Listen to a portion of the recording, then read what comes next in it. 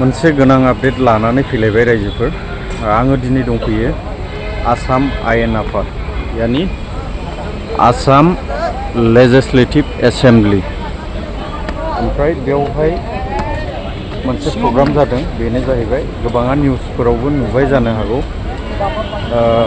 बेवहाय बायखोन्दा नेरसोन माने लाबोनानैहाय गायसनफैनाय बिनि अपेनिं प्रग्राम होननानै जों बयबो मोनथिनो मोनखाबाय। दा बेखौनो नोजोर लाखिनानै बेवहाय आसामनि CM बिथाङा मा फोरमायलांखो बेखौ नैबे भिडिअनि गेजेरजों आङो नोंथांमोननो फोरमायनो थांगासिनो दं। आरो सोरबा सोरबा एसे नायनानै लाग्रोदोनै माने आसाम एसेम्बलियावहाय सोरबाफोर फैफेरनो मोनाखैब्ला डिजाइना बेबायदि स्टेप मोनथाम मोनब्रैयानो आरो स्टेप मोनब्रै बेबायदि नामायलांनांगौ। थ' बिदिब्ला चलो नायना लादिनि CMआ मा बुंखो।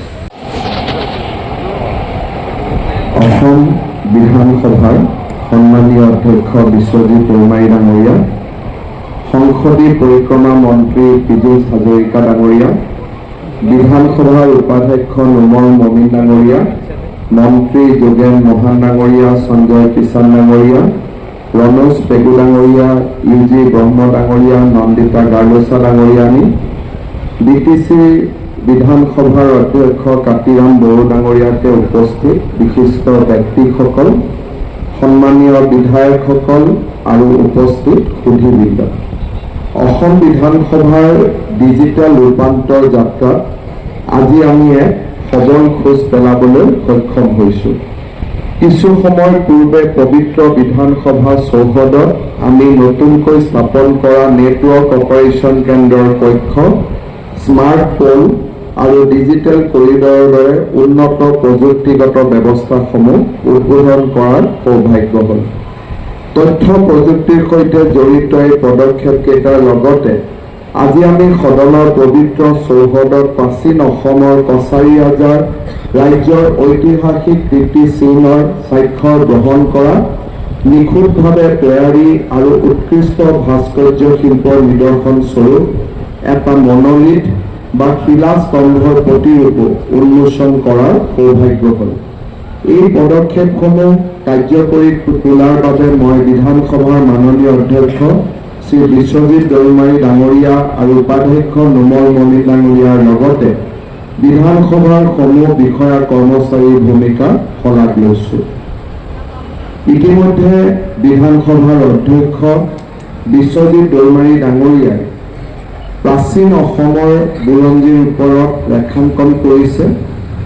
অসমৰ সাংস্কৃতিক দৃশ্যপটত জনজাতীয় লোকসকলৰ কলা কৃষ্টি সংস্কৃতিয়ে সদায় এক গুৰুত্বপূৰ্ণ স্থান দখল কৰি আহিছে। আমাৰ অঞ্চলৰ গৌৰৱময় ইতিহাস আৰু ইয়াৰ প্ৰাণৱন্ত সাংস্কৃতিক প্ৰকাশভংগীৰ জৰিয়তে দৃশ্যমান হৈ আহিছে। এই সাংস্কৃতিক সমলসমূহৰ ভিতৰত প্ৰাচীন অসমৰ কছাৰী ৰাজ্যৰ কীৰ্তিচিহ্নসমূহৰ ধ্বংসাৱশেষে উত্তৰ পূব ভাৰতৰ ইতিহাসৰ বিশিষ্ট ভূমিকা পালন কৰি আহিছে। শিল্প আৰু স্থাপত্যৰ প্ৰতি কছাৰী ৰজাসকলৰ আগ্ৰহ আৰু প্ৰচেষ্টা এই কীৰ্তিচিহ্নবোৰে প্ৰকাশ কৰে। অঞ্চলটোৰ অন্যতম পুৰণি ৰাজ্য বুলি গণ্য কৰা কছাৰী ৰাজ্যৰ শিপা সমগ্ৰ উত্তৰ পূব ভাৰতত বিয়পি আছিল। বৰ্তমানৰ নাগালেণ্ডৰ ডিমাপুৰ খ্ৰীষ্টীয় দশম ত্ৰয়োদশ শতিকাৰ সময়ছোৱাত কছাৰী ৰাজ্যৰ ৰাজধানী আছিল। পৰৱৰ্তী সময়ত কছাৰী ৰাজ্যৰ ৰাজধানী ডিমাপুৰৰ পৰা মাইবঙলৈ স্থানান্তৰিত হৈছিল।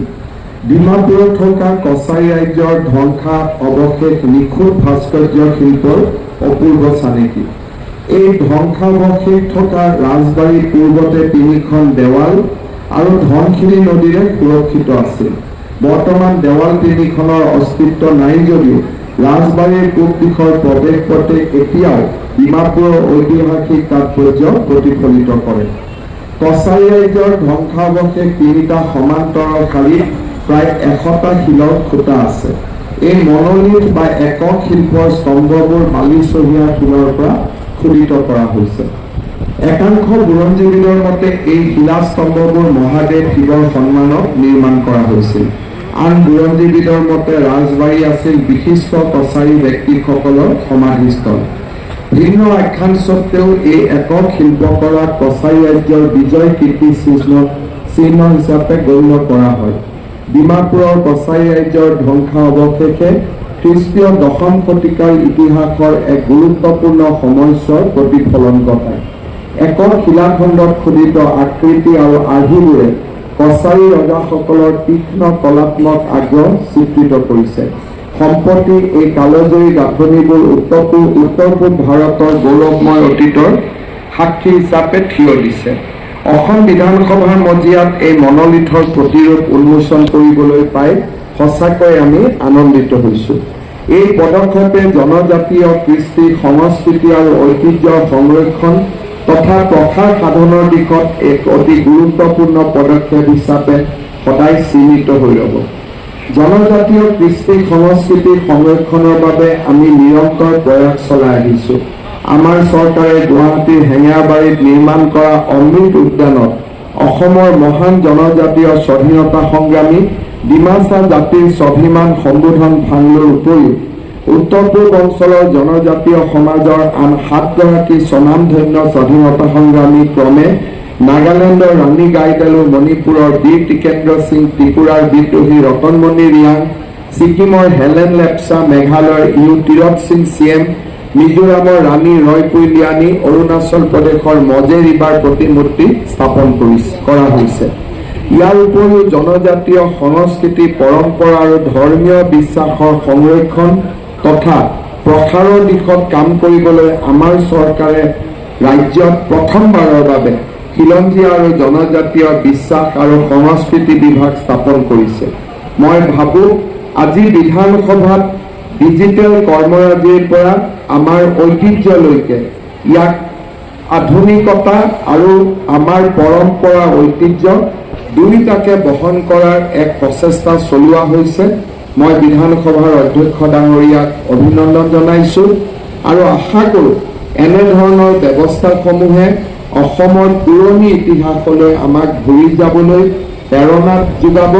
পুৰণি ইতিহাসৰ অধ্যয়নে আৰু পুৰণি আমাৰ ইতিহাস সংস্কৃতি উদ্ধাৰৰ অবিৰত প্ৰয়াসে আমাৰ জাতিক এক ঐতিহ্যবান আৰু সংস্কৃতিবান জাতিলৈ পৰিণত কৰিব। এই সুযোগতে অসমীয়া ভাষাৰ চতুৰ্দশ শতিকাতে আৰম্ভণি সম্পৰ্কে অসম চৰকাৰে প্ৰস্তুত কৰা অতি সুন্দৰ দলিলৰ পৰিপ্ৰেক্ষিতত প্ৰধানমন্ত্ৰী নৰেন্দ্ৰ মোদী ডাঙৰীয়াই অসমীয়াক ধ্ৰুপদী ভাষাৰ যি সন্মান আগবঢ়ালে, সি আমাৰ এই যি প্ৰচেষ্টা, সেই প্ৰচেষ্টাক আৰু এখোজ আগুৱাই লৈ গ'ল। এই সময়ছোৱাৰ ভিতৰতে আমি চৰাইদেউ মৈদামক বিশ্ব ঐতিহ্যৰ স্থানলৈ লৈ যাব পাৰিলোঁ। অসমৰ বিহু আমি নতুন ৰূপত বিশ্বৰ দৰবাৰত প্ৰতিষ্ঠা কৰিব পাৰিলোঁ আৰু অহা 24 ফেব্ৰুৱাৰীত ঝুমুৰ নৃত্যকো আমি আন্তঃৰাষ্ট্ৰীয় পৰ্যায়লৈ লৈ যোৱাৰ বাবে এক বিশেষ পদক্ষেপ আমি হাতত লৈছোঁ। মই ভাবোঁ এনেধৰণৰ প্ৰচেষ্টাসমূহে অসমক এটা সংস্কৃতিবান প্ৰদেশ আৰু অসমীয়াক এটা সংস্কৃতিবান জাতিলৈ ৰূপান্তৰ কৰিব। পুনৰ এবাৰ আটাইকে ধন্যবাদ আৰু অভিনন্দন জনাই বিধানসভাৰ অধ্যক্ষ ডাঙৰীয়াক পুনৰ কৃতজ্ঞতা জনাই মই মোৰ বক্তব্যৰ সামৰণি মাৰিছোঁ। ধন্যবাদ। জয় হিন্দ, বন্দে মাতৰম।